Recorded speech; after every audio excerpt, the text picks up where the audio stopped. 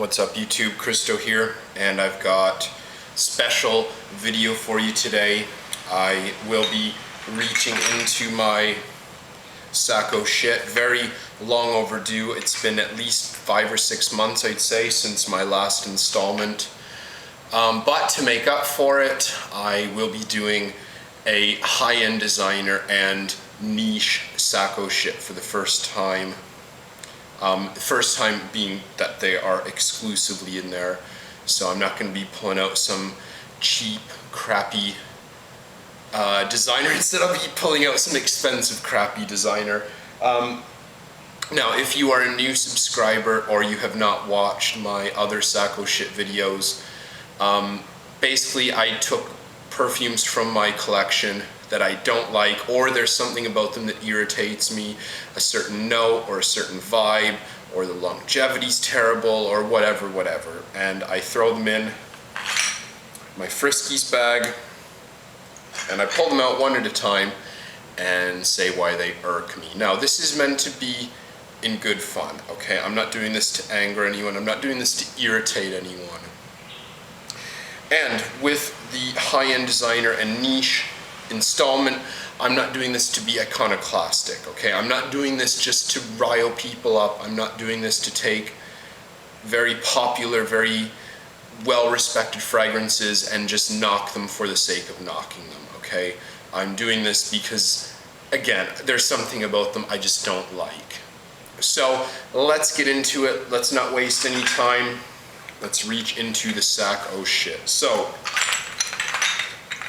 be a little more careful with my more expensive bottles here. So reach in, pull something out. These these reviews or these opinions are not pre-written, okay? This is off the cuff, and I can already tell what I have in my hand. I know exactly what it is.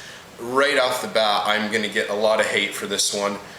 My first sacco shit installment is Bond number 9, New Harlem. This is a holy grail to a lot of people, and ironically enough, I actually wore this today. I wore this to school today, and yeah, my findings from today basically kept it in my sacco shit.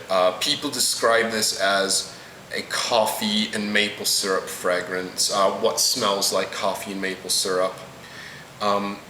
What a lot of people don't mention is the lavender note in this that does not fit. It just absolutely does not fit. It really, really bothers me. I have nothing against lavender. I actually would prefer lavender to the coffee and maple syrup, but it clashes so bad, I cannot tolerate it.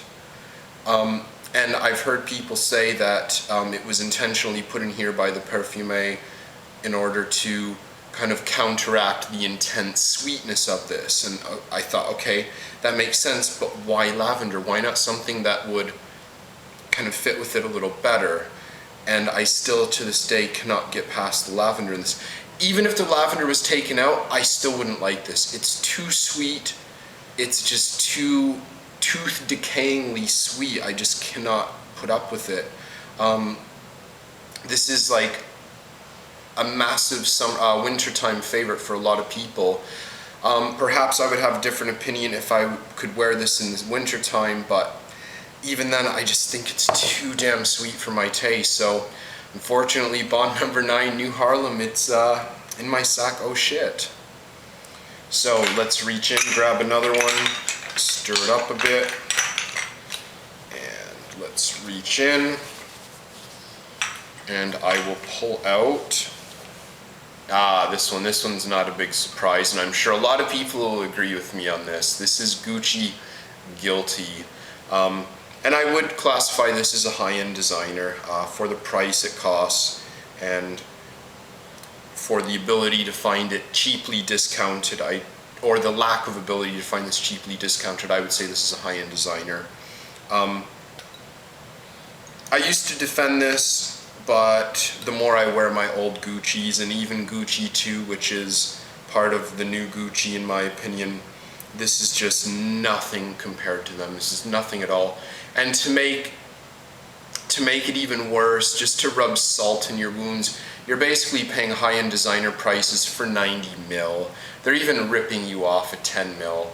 The Gucci Guilty Intense version, it's the same crap as this. I will no longer be buying Gucci fragrances. I will never buy one again. That's my solemn word.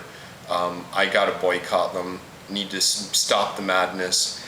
But they're raking in the money, so unfortunately I don't think they really care.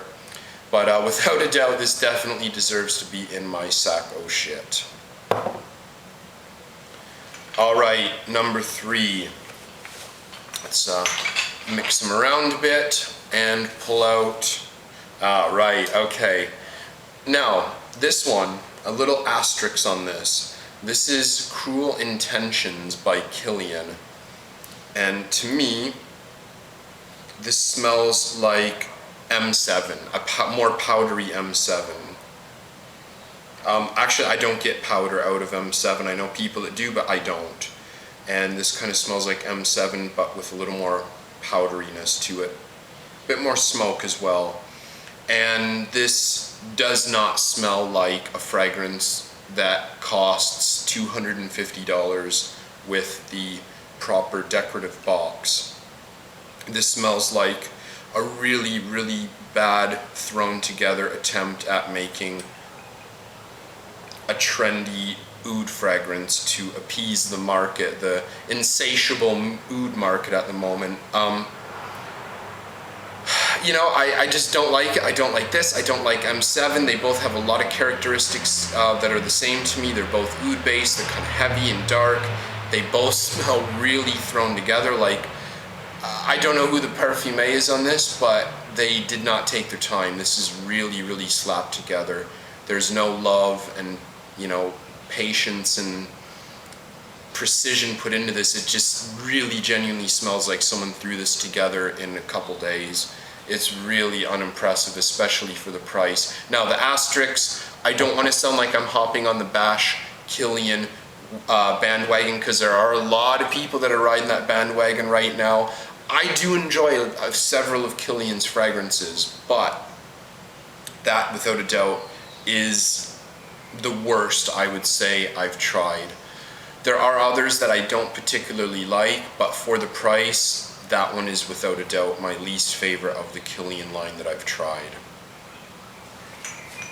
Alright, let's reach in again, stir this up. And what do I have? Alright, okay.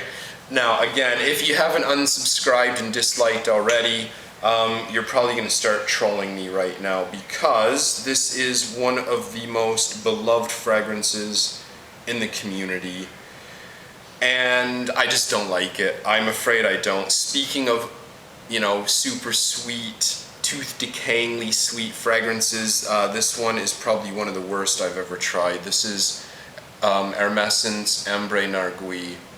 And there are so many people that just absolutely love this, and I'm just not one of them. I don't wear this much. I have worn it several times, but I'm not really wearing it so I can hopefully resell it. But it's just so sweet, just sticky, sweetly honey, and oh god, it's just too much. It's way, way too much for me.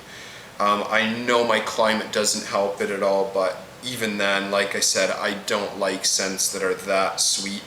I don't really understand the art in making a perfume that's just so sweet.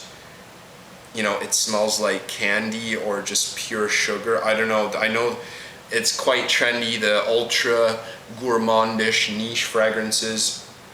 Hermes have a few, and the Guerlain niche line, there's several in there, but this one it's really, really not my thing. I just don't even find it well made. It's just sugar and sugar and sugar mixed with some honey and amber. I just don't like it. Sorry guys, don't like it. Alright, let's grab one more out of here, save some for another time.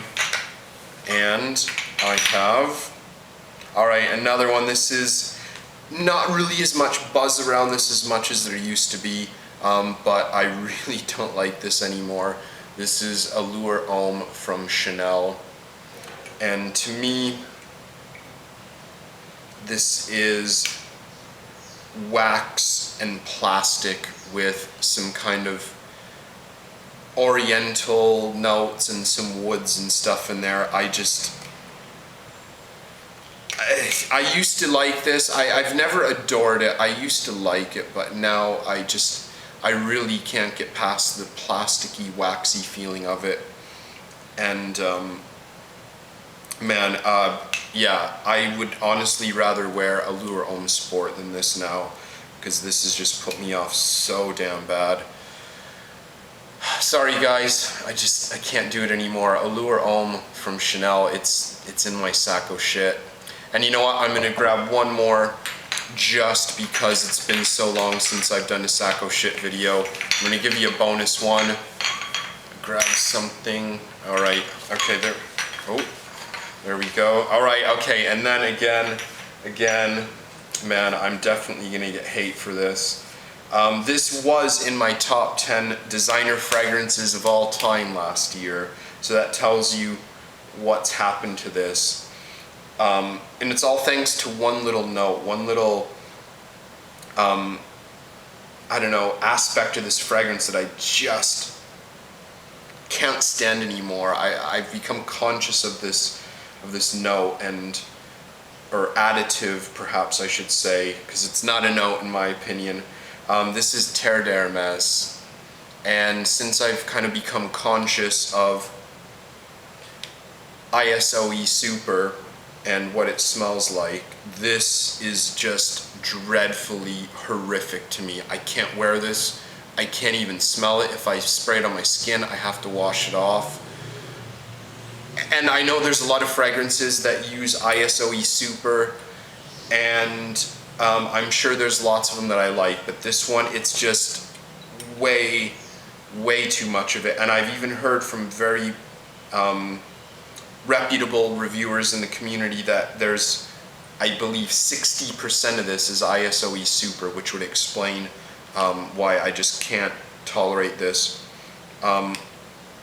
There's a lot of fragrances that I know of that have ISOE Super and I can tolerate them, but this, I can't. It's just too much. When I started to dislike this, I actually thought it was the kind of putrid orange, the putrid citrus feeling, but it's not. It's the ISOE Super. I can't put up with it.